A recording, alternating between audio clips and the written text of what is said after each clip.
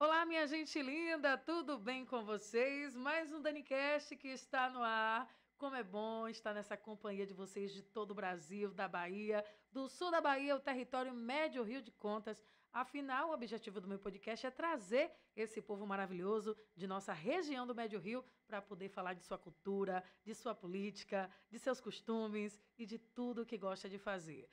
Hoje eu vou receber aqui no podcast ele que é sociólogo, ex-prefeito do município de Barra do Rocha por 2 mandatos, professor de inglês, político, enfim, mil e uma utilidades na sociedade barrochense e também na região. Eu estou aqui com ele, Jonatas Ventura. Tudo bem, Oi, Jonatas? Dani, tudo bem? Que prazer muito grande poder estar no seu podcast. Muita audiência, comentário em toda a região. Para mim é uma honra muito grande poder estar dando a entrevista ou dialogando com você nessa tarde. Jonatas, conta pra gente, você que é uma figura política, você que é uma referência como professor também, também como uma pessoa religiosa, conta pra gente aí, de professor de inglês a sociólogo e a político, como é esse contexto seu entra assim na sua vida, como foi que tudo começou? Conta pra gente. Na verdade, eu iniciei sendo professor da cidade de Mogi, também em Barra do Rocha, e depois comecei a admirar, criar interesse pelas questões sociais. Me causou um interesse muito grande para entender as coisas sociais. Daí surgiu um curso de Sociologia em Valença. Quando eu olhei a área que o curso abrange, aí eu me interessei muito. Escrevi lá na avaliação e aí passei, fui estudar em Valença e me encantei muito. Foi a melhor escolha que eu fiz. Sociologia é um curso maravilhoso. Você passa a conhecer melhor as coisas. Cria uma sensibilidade muito grande com a sociedade, de um modo geral. Todo lugar que você chega, você vê as coisas diferentes, com aquele olhar observador e sensível das coisas. Se é na área religiosa, se é na área cultural, seja qual for a área, você chega e já vê diferente. Então eu amei o curso de Sociologia e amo me identificar como sociólogo por onde passo. Amei demais. A mudança do curso, como você me perguntou, inglês eu amo inglês, estudo inglês até hoje. Eu continuo estudando inglês, parava período, depois voltava e eu continuo estudando e espero avançar bem esse curso, que às vezes eu faço algumas viagens internacionais e nessas viagens o inglês e o espanhol É fundamental, né? são línguas que realmente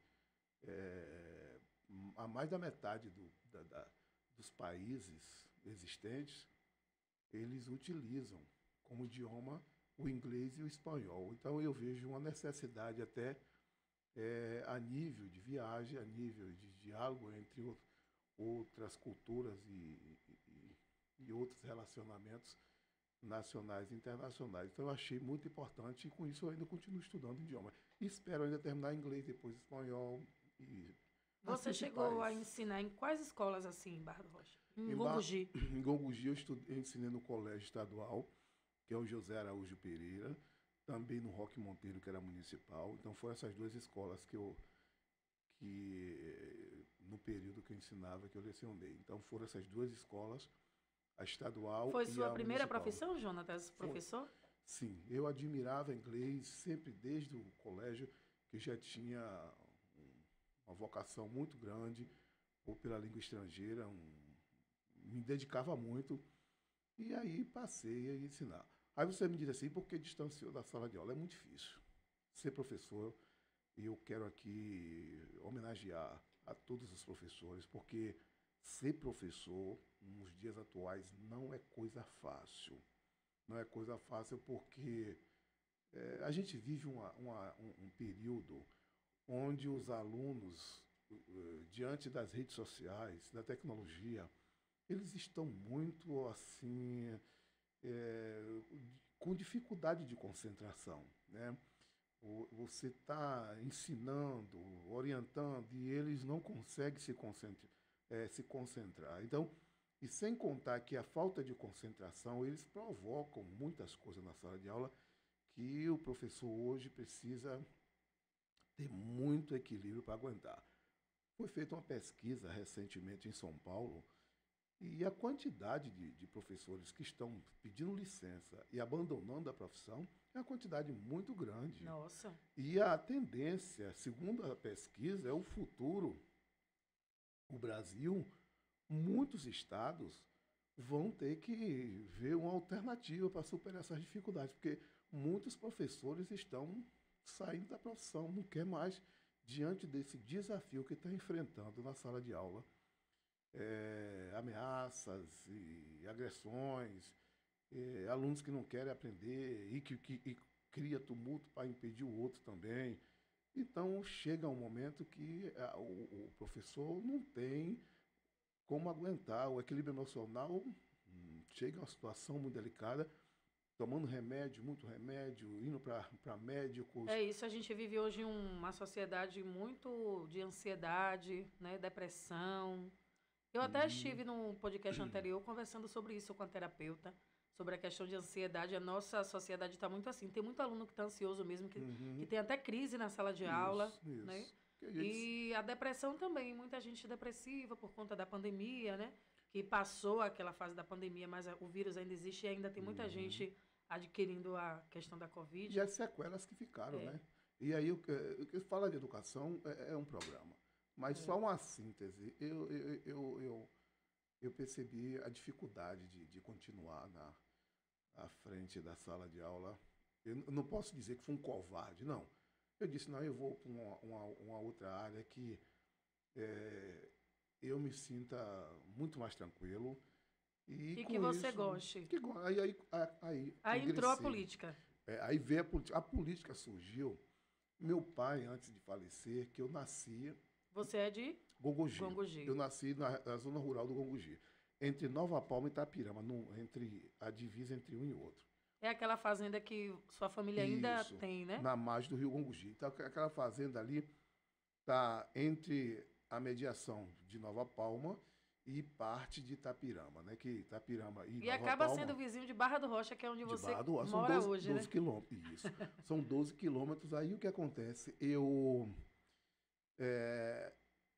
A política surgiu, meu pai, ele amava ajudar as pessoas, ele fazia social a custo da própria fazenda. Ele não se envolvia com política, era apaixonado por política, mas não como candidato. Então ele ajudava demais as pessoas em cirurgia, trazia alimentação para quando as pessoas estavam precisando. Então ele tinha esse trabalho social, ele fazia muito isso. E na época não tinha SUS, não tinha hospital público, era tudo particular. E ele levava as pessoas para hospitais particulares e ele bancava com a fazenda. E quando ele faleceu, eu percebi a necessidade de alguém dar sequência a esse trabalho. E aí eu me coloquei à disposição, porque eu vi a necessidade do pessoal na região. Com isso, veio o sol muito alto nos anos 86, mais ou menos, foi muito sol, o cacau na região morreu demais. A produção estava começando a ficar em decadência, né? Foi nessa década de 80 que... 86. Aí o que acontece? A produção nossa não era de grande produção de pequeno porte. Com essa dificuldade, eu disse, eu vou ter que recorrer a um poder público para dar manutenção a esse trabalho. Aí eu recorri, na época, a Gongogi, eu tive dificuldade na época, muitos anos tem isso, não tive sucesso em Gongogi, na época. Aí eu recorri à Barra do Rocha. Ô, Jonathan, só pausando aqui, quebrando esse protocolo, mas entrando nessa sua questão. Eu não sou uma entendedora da Bíblia, mas, assim, os estudiosos dizem que Jesus, ele cita que aonde ele nasceu foi onde ele menos realizou milagres. E eu comparo isso... Quer dizer, ele nasceu em Belém, na região da Judéia, mas ele cresceu em Nazaré. E aí foi em Nazaré que ele teve dificuldade de realizar milagres. Exatamente. Então, assim, de realizar. Então, eu acho que isso até hoje é algo que, onde a gente nasce, onde a gente cresce, é onde a gente menos tem sucesso. Tem dificuldade. Aí o que acontece? Eu nasci lá, aí fui para Barra do Rocha, o prefeito na época era Manuel Muniz de Oliveira, e ele abraçou a causa.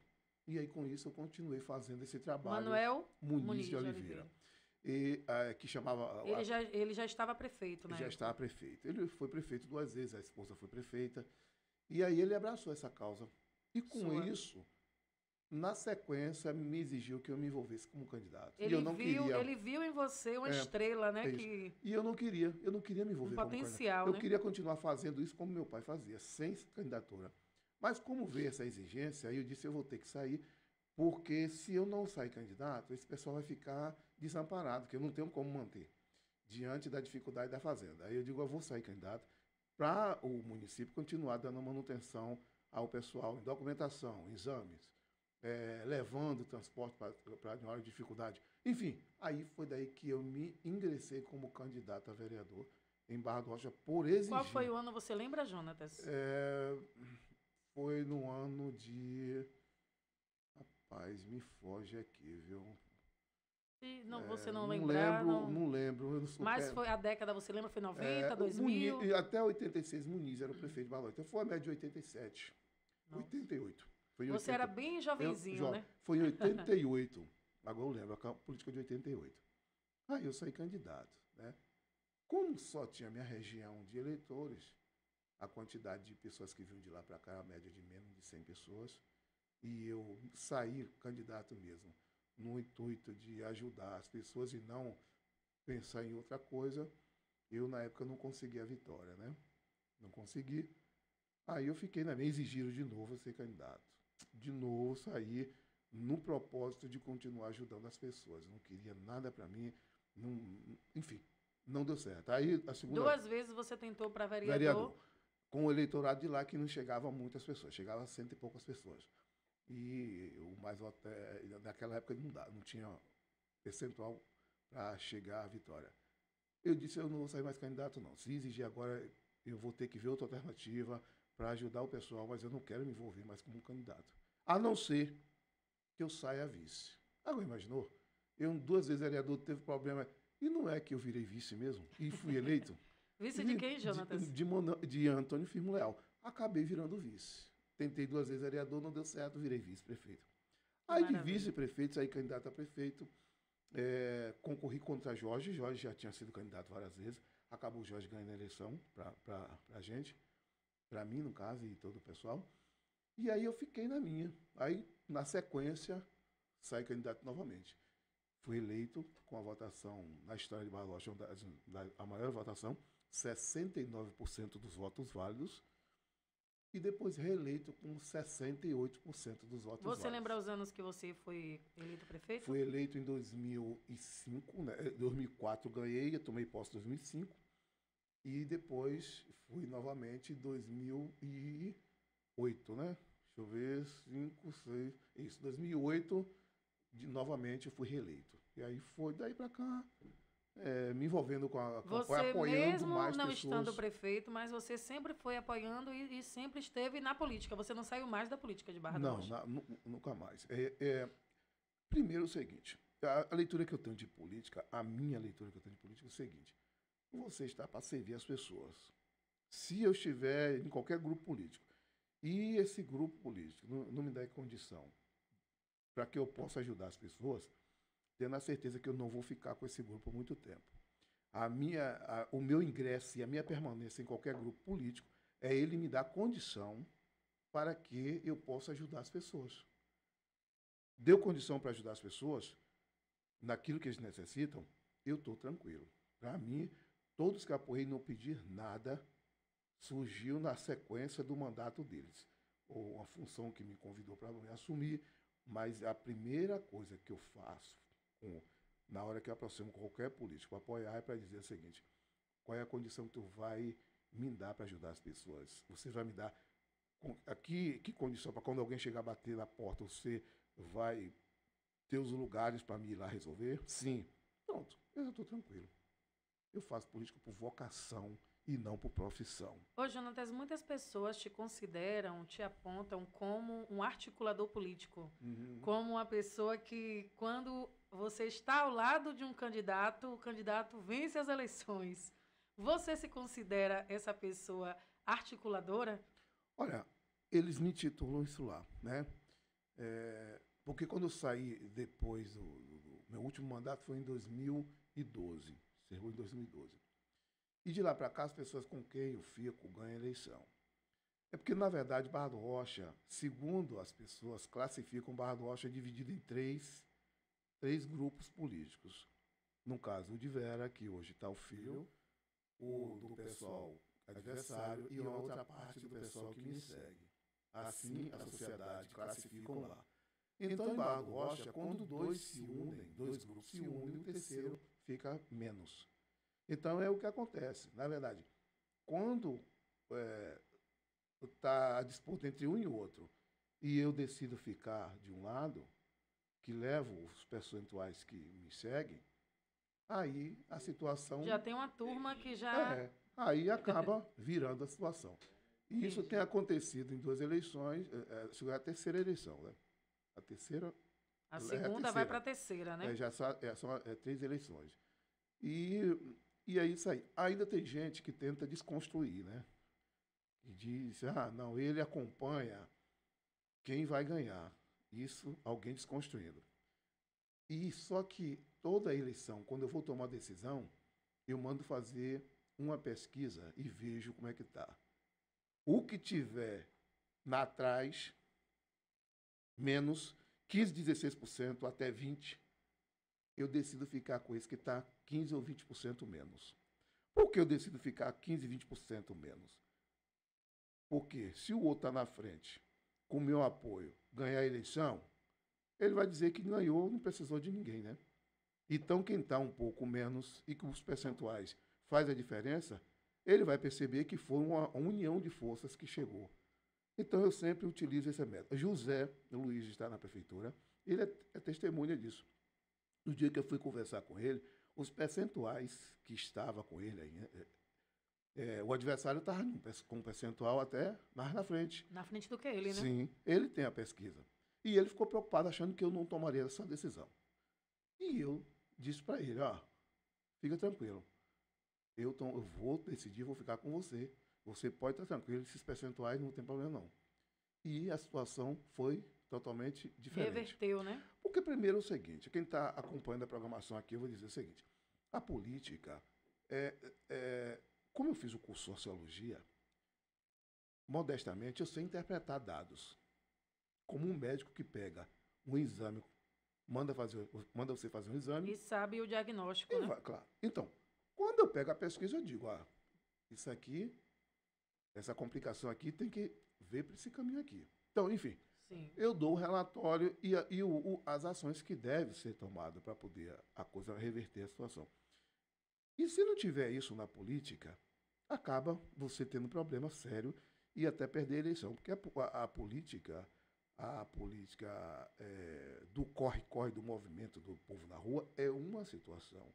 Mas a outra política, onde o espelho está lhe mostrando uma situação e o que é que você deve fazer e que o resultado realmente possa reverter, isso é um outro processo.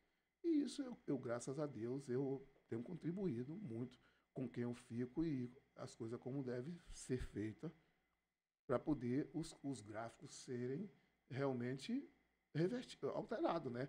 Se está embaixo, melhorar. Né? Se está tal situação, vir para tal situação. Eu acredito que essa admiração que o prefeito, doutor José Luiz, tem por você, se dá através disso, né? Dessa questão toda de vocês, política, né? De ele pedir sua ajuda e ele viu que sua ajuda deu resultado para o resultado que ele teve, né? E conseguiu se eleger. Aí ele fala isso, foi bom você tocar nesse assunto. Ele é muito grato a você, muito, né? Grato, e já teve pessoas que chegaram para ele e disse assim, você não precisava de Jonathan, você ganhava a eleição. Ele disse, isso é a tua ideia, porque eu tinha pesquisa e depois de Jonathan a situação reverteu. O quadro antes de Jonathan era um e depois de Jonathan. Então, você não tem informação, mas eu tenho nas minhas mãos. Então, eu acho ele nessa parte uma pessoa de um caráter... De uma gratidão. E de um caráter totalmente diferenciado de muitos, que às vezes esconde isso depois que chega no poder. Mas ele continua mantendo essas informações que na época existiam, e ele mantém, fala com todo mundo. Hoje, o dia que alguém tentar desfazer, ele não aceita, isso é muito importante. Muito legal. Ô, Jonatas, como a gente está, né, nesse assunto político, a gente também vai partir para outros assuntos que não é só política, mas eu queria só, por curiosidade, eu nem me preparei para te perguntar isso, mas me deu assim, eu falei, ele está falando sobre política, então vamos entrar no contexto político, que é algo que o pessoal gosta demais. Você aprova o governo do Dr. José Luiz e você pretende continuar ou você vai lançar a sua candidatura à parte nas próximas uma eleições? pergunta, Eu sei que é muito cedo longe, para né? Muito cedo. perguntar, mas é importante, né? Hoje, com a data de... Pode registrar a data? Pode, dia 20, que dia é, Hoje é gente? quanto? 20? Quanto? Deixa eu ver. É 25. Não. 26. É 26. São 25, 25 de novembro. Hoje são 25 de novembro, né? Que é o dia da gravação do nosso podcast, mas ele é exibido em outra data. Em outra data. Então, o que acontece? Eu estou falando isso para mostrar, até o momento, eu não tenho o que falar negativo do nosso prefeito. Não há Sim. Prefeito perfeito, tá? Claro que toda gestão tem as críticas construtivas, claro. Né? O que precisa melhorar, todo governo precisa melhorar agora, em alguma coisa. Na minha leitura, o que eu espero de um gestor, geração de emprego, ele tem feito muito bem, mas muito bem. Cuidando da nossa cidade, está cuidando. Obras. Trazendo obras para o município de Balocha, e obras importantes e necessárias e esperadas pelo povo. O salário está em dia. Em dia. Mesmo com índice, né? O pessoal sempre comenta que Barra do Rocha tem um índice alto de... Mas dentro da legislação, é claro, né? Isso, índice de empregos... Alto, Então, o que acontece? As coisas que eu encaminho das pessoas, os pedidos que eu faço para o povo, ele não nega, que para mim isso é importantíssimo. Não só a mim, mas com as lideranças, né? Como aquela questão que você citou. Chega uma pessoa na minha ele sala, apoia as pessoas que te... As demandas. As demandas que as pessoas chegam até você. Claro. Ele, enquanto prefeito e parceiro seu político, ele acaba atendendo, né? Eu estou mostrando as outras coisas e essa que eu fico muito feliz. Eu, na qualidade de liderança, me realizo. Quando eu vejo que alguém chegou na minha sala, ele não vai atender tudo, que nenhuma prefeitura consegue atender tudo. Mas quando você percebe que a maioria das solicitações da população está sendo atendida, para mim eu já me realizo. Porque eu amo. Eu ingressei na política por causa disso. E eu não posso abandonar essa bandeira, tá entendendo? Então, voltando aqui, você continuaria, se ele seguir como está, eu não tenho dúvida disso, que nós estaremos juntos. E eu creio que não vai mudar isso. Eu estou falando porque cada dia é uma coisa. Cada dia é um dia, a gente não sabe o dia de amanhã, né? Não sabe. Se ele manter como está indo, eu não tenho dúvida. Está muito longe, tá. Eu não tenho dúvida porque a gente está percebendo que a intenção dele é uma intenção coletiva. Ele não pensa como muitos políticos por aí, no individual em si, não. Ele pensa no coletivo. Então, é a bandeira que eu ingressei na política pensando no coletivo. Se eu ingressei pensando no coletivo, ele combina comigo. A gente caminha junto. Quem pensa no coletivo tem meu apoio. Geralmente os políticos da região, né, eu acho que é algo já que é corriqueiro da sociedade do Brasil, é a pessoa sair candidato a prefeito, ganhar a primeira vez e reeleger. Isso. Então, depois que José Luiz se reeleger, você ainda tem intenção futuramente em ser um candidato a prefeito? Ou você quer continuar nessa parte de articulação política, fazendo todo essa obra política que você faz? Como diz, a gente não sabe o amanhã, né? Agora, eu tenho um sonho ainda, que eu revelo pela primeira vez aqui, eu tenho um sonho ainda em voltar um dia, não sei qual período, que eu sou um homem de muita... fé, um homem de muita fé, e espero de Deus as coisas acontecerem. Oro e espero dele dar o sinal. Então, como eu trabalho nessa linha, o sobrenatural me dirige. Usando a linguagem, o sobrenatural é quem me dá a regência. Então, buscando a regência do sobrenatural, eu espero um dia, se for da vontade de Deus, eu ainda voltar. Voltar por quê? Por um período que teve. Você pode completar a frase? Voltar? Voltar a ser prefeito de Barra do Rocha, certo? Quando será isso? Deus é quem vai dizer. E se Deus disser não, não. A minha regência humana de Atos, eu sempre busco direção de Deus. Então, se Deus disser não, não. E se disser sim, sim. Então, se for da vontade de Deus, eu voltaria um dia. Se não, eu fico tranquilo. Maravilha. Ô, Jonatas, vamos partir agora da política para a questão de Israel. Você teve em Israel, acho que foi ano passado, salvo engano, ou foi esse ano, Jonatas? O ano passado. O ano passado. E eu fui em setembro do ano passado, Israel, já no final de setembro, e entrei o mês de outubro. Foram 12 dias que eu passei lá em Israel o ano passado, completou um ano agora. E 12 dias? 12 dias. Foi uma viagem maravilhosa. 12 dias que, meu Deus do céu, que 12 dias maravilhosos. Foram 13, né? Dias maravilhosos. Conta pra gente como é que foi, assim, toda essa viagem. É porque, na verdade, a gente ouve muito falar de Jerusalém, de Israel. Toda a história bíblica, praticamente quase toda a história bíblica aconteceu em Israel. Né? Praticamente quase toda a história bíblica aconteceu em Israel. Você está no Mar da Galileia, dentro do navio, andando no Mar da Galileia, no Mar Morto, você tomar banho e flutuando naquela água salgada, você não consegue descer, fica flutuando o tempo todo. Você ir no monte onde desceu fogo quando o profeta Elias orou, que é o Monte Carmelo, você pisar no Monte Carmelo, você entrar no túmulo onde Jesus foi sepultado, né? E que lá não está. Você ir no túmulo de Lázaro, entrar e sair no túmulo de Lázaro. E você ir no local onde Jesus foi batizado, que é o Rio Jordão. Andar dentro da cidade, na vila, na rua estreita que Jesus carregou a cruz. E você vê as placas onde cada estação aconteceu cada coisa. Aqui aconteceu isso. É forte, hein? É muito forte, né? Então, foram muita coisa. É uma relação imensa de lugares. E no Monte das Oliveiras, onde Jesus orava, o Monte das Oliveiras, onde ele ascendeu aos céus. E quando ele voltar, ele pisará no Monte das Oliveiras. E embaixo do Monte das Oliveiras, do lado, é onde ele foi orar e foi traído por Judas, que é o Jardim do Getsêmani, que fica no pé do Monte das Oliveiras, embaixo do Monte das Oliveiras. É difícil. É muito difícil. O local onde Gideão colocou os soldados ali, os 300, o Gideão, a batalha dos 300, né? Não tomar banho nessa água onde o Gideão preparou os homens para a batalha, que Deus separou os 300. Olha, é muita coisa. Você se emociona, né? Outra coisa também que não poderia esquecer, o local onde Jesus nasceu, né? A Igreja da Natividade, que fica lá na cidade lá já em Nazaré.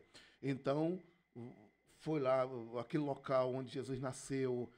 Depois foi no local onde os pastores foram avisados que nasceu Jesus, Campo dos Pastores. Foram muitos lugares. Também outro local, o monte, o Sermão do Monte, onde Jesus diz, bem-aventurado, e aí vai falando ali o Sermão do Monte, o local onde Jesus se pronunciou ali no Sermão do Monte, o local onde Pedro vivia, que é em Cafarnaum, o monte... Enfim, foi uma viagem... É muita coisa. Que parece que você passou meses. E por que, Jonatas, Israel, o lugar onde Jesus nasceu, ele, assim, sempre esteve em guerra, sempre teve esse conflito, sempre teve toda essa questão. E, atualmente, né, hoje ainda está se vivendo isso. E é algo que abala a gente, mesmo a gente, né, enquanto brasileiro, mas abala todos nós, né? Olha, a geografia tenta explicar, a política tenta explicar, a economia tenta explicar, mas não consegue, porque a resposta não está em nenhum desses campos. A resposta daquilo ali está no campo espiritual. Tudo começou quando Abraão, o homem que Deus chama de Ur dos Caldeus, chamou, sai da tua terra, da tua parentela, que eu vou te levar para a terra que te mostrarei. Chama Abraão. Abraão vem com Sara, que é a esposa, e Abraão já com idade avançada, Sara com idade avançada, Abraão com mais de 70 anos ou a mais, Sara com 60 e tantos anos. Deus promete um filho. Não tinha um filho. Ela é estéril e não tinha filho. E Deus promete um filho. Só que o tempo passou e aproximou os 100 anos de Abraão. E Sara com 90, Abraão já com 100. Bem velhinhos, né? Eles aí acharam que essa promessa não ia se cumprir, achou que não ia cumprir, pegam a empregada que chamava H é egípcia, e a mulher permitiu que ele engravidasse essa mulher. Engravidou, nasce um filho por nome Ismael. E esse filho Ismael passa a ser, na ordem, primogênito. Só que Deus continuou avisando que o filho nasceria. E aí nasce o filho com Sara, com a esposa. Os dois, um com 90 anos e outro com 100 anos. Quando nasce o filho da promessa, que é Isaque, a mulher de Abraão já pede que a empregada já não estava bem o ambiente, porque a empregada já estava se achando melhor do que a patroa, porque esposa, né? engravidou e tal. Ela aí pediu que tirasse ela de dentro de casa. Ela vai embora com esse filho, que é o primeiro filho de Abraão. Só que Deus, a promessa, a aliança de Deus era com Isaque, o filho da esposa de Abraão, e não com com o filho da empregada. Aí o que acontece? O filho de Abraão, que é o da promessa com Deus, chama Isaque, e são todos os descendentes de Israel, é de Isaque. E os filhos que brigam com Israel em volta, gerou os descendentes árabes. Todo povos em volta de Israel são árabes, descendentes de Ismael, do filho de Abraão com a empregada. Só que eles aí disseram o seguinte, os que são filhos de Ismael, não, a herança daquela terra é nossa, a primogenitura é nossa, quem nasceu primeiro foi o nosso antepassado. Só que Deus disse, não, a minha aliança é com o filho de Sara, que será Isaque o nome dele. E aí, Deus diz que a herança era para o filho de Sara, e eles, os árabes, que são descendentes de Ismael, disse não, a primogenitura é de quem nasce primeiro. Aí você diz assim, Deus errou, porque o primogênito não. Quem errou foi Abraão e Sara, que desobedeceu a Deus e gerou um filho de uma pessoa que não era a esposa de Abraão. Aí pronto. Aí ficou esse povo. Aí Deus determinou que esse filho de Abraão viveria fora, distante dos parentes. Está na Bíblia isso. Se você ler de Gênesis 13, capítulo 13 ao capítulo 21, que não vamos entrar na teologia agora, você vai ver que eu mostraria para você, vou marcar outro dia para mostrar, os versículos que cada coisa se cumpre na Bíblia há mais de... 2000 anos? Mais de 3.000 anos, porque 2.000 anos de Jesus, né?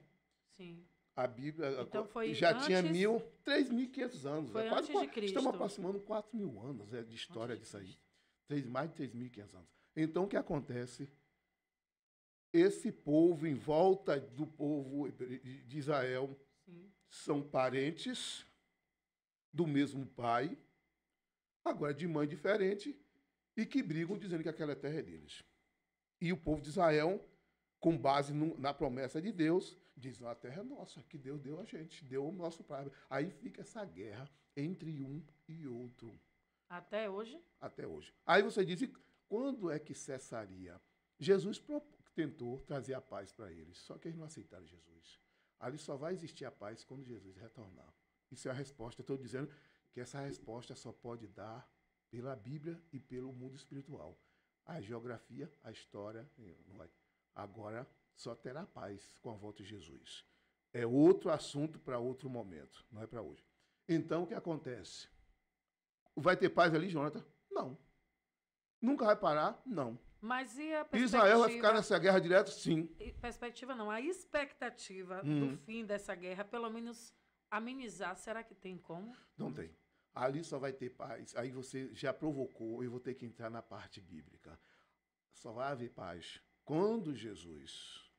o mundo vai chegar um momento que o mundo vai se juntar todo contra Israel. Vai ter uma grande batalha contra Israel.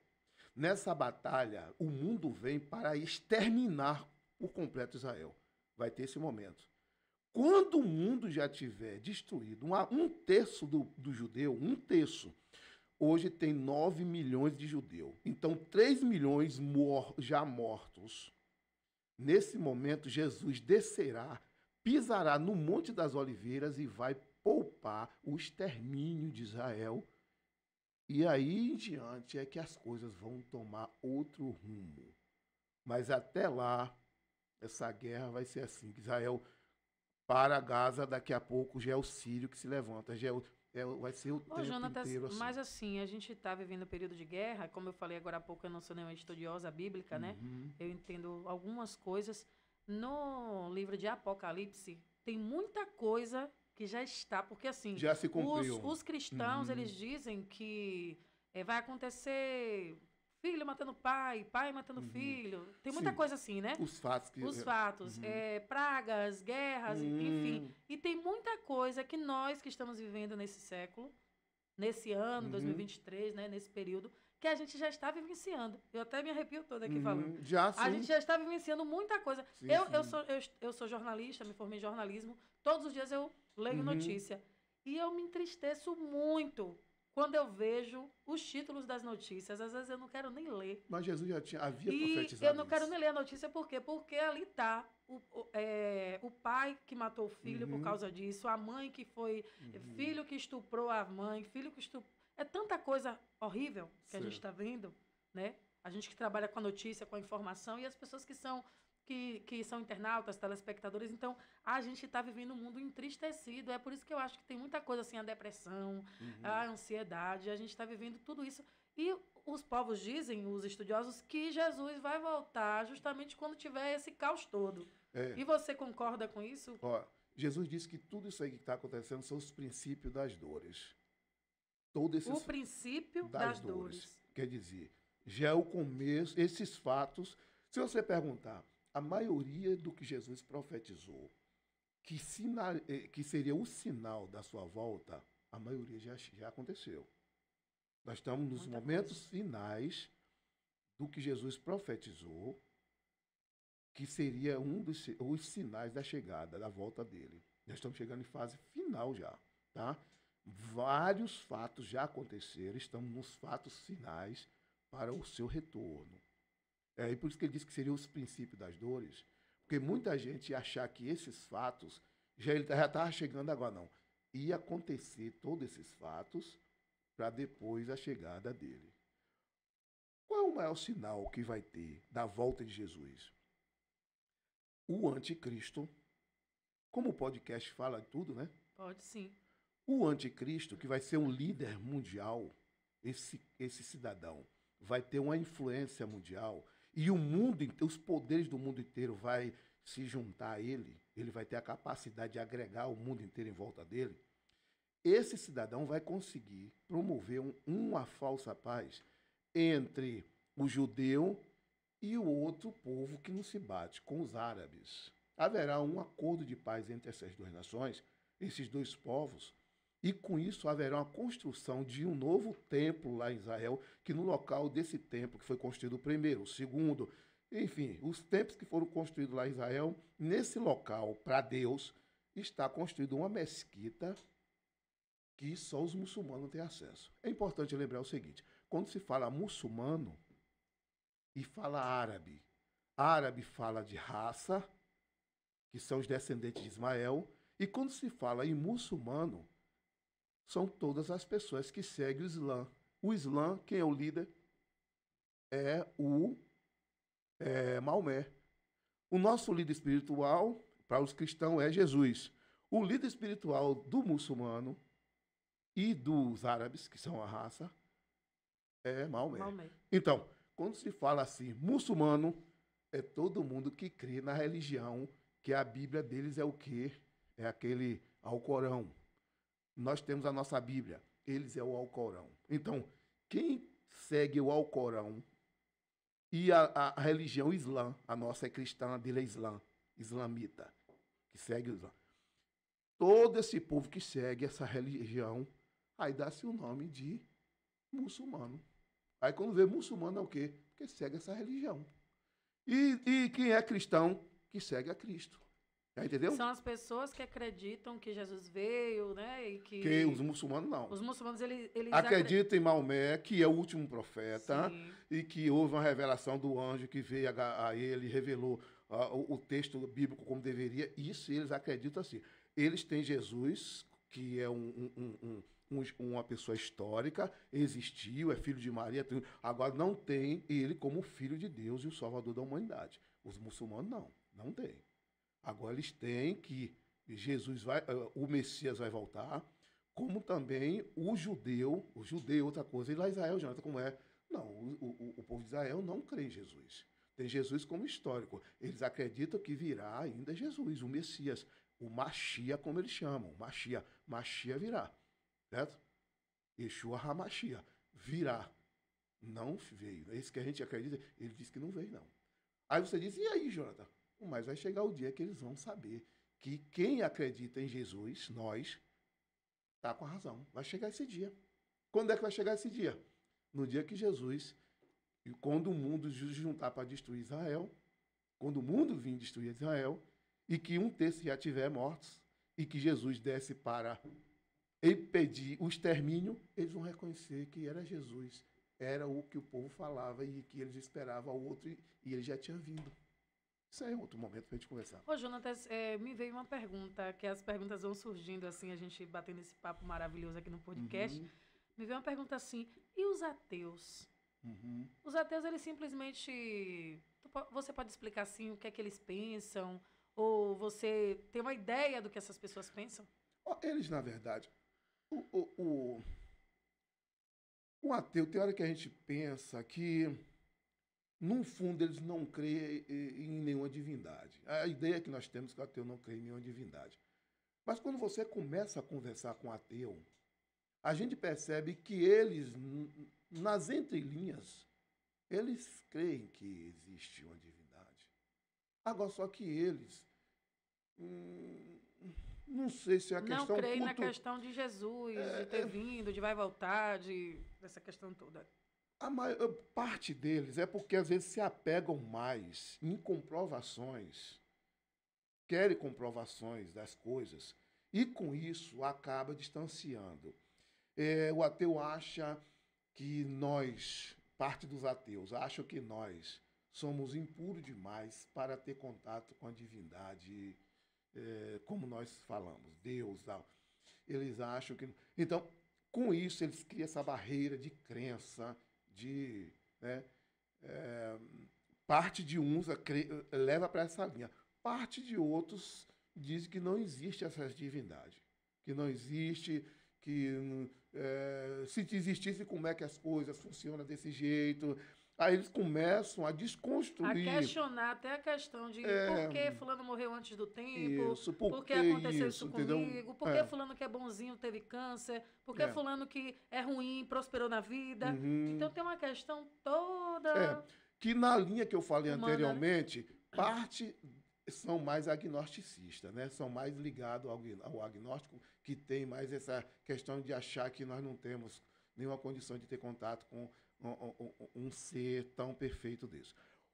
Mas o ateu é mais nesses questionamentos. Eles tentam criar várias perguntas, e no mundo espiritual você não vai encontrar resposta como a ciência quer que tenha. A ciência, ela vive no que pega, no que tem contato visivelmente, para poder provar que... um exemplo, a cura. Quando ela cura certa situação, ela descreve como é que foi que alcançou aquilo. Usou tal material, tal remédio. Há um conjunto de fatores. Então, a ciência... Ela quer comprovação. A ciência quer comprovar e desmistificar a questão de que foi Jesus que curou, foi Deus que curou. Aí o que acontece? Quando, na verdade, por exemplo, se você for tentar buscar resposta no mundo espiritual, como a ciência dá, você não vai encontrar. Como é que uma pessoa está de câncer, alguém ora e depois foi curado, o médico disse que curou.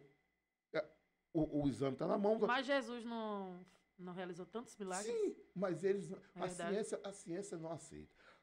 Isso é um mundo oposto. A ciência trabalha com comprovações, comprovação quer dizer com coisas palpáveis. Sim. E o mundo espiritual, o milagre, no momento que ele é explicado, ele não é milagre. Vamos resumir aqui. O milagre só é milagre quando não tem explicação. Mas o milagre que se explica, Não é milagre, é ciência. Deu para entender? Sim. O que explica é a ciência. E o que não explica é o poder espiritual.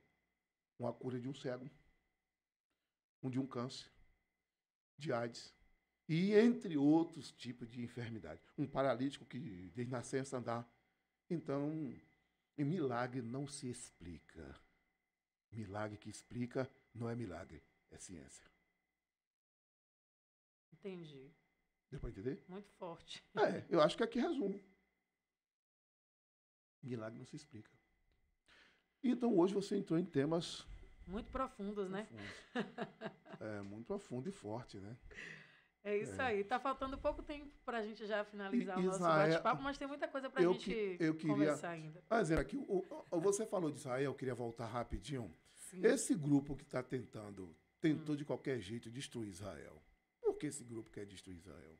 Esse grupo representa indiretamente o povo árabe, que na cabeça deles, o território que Israel está, pertence a eles. Não pertence a Israel.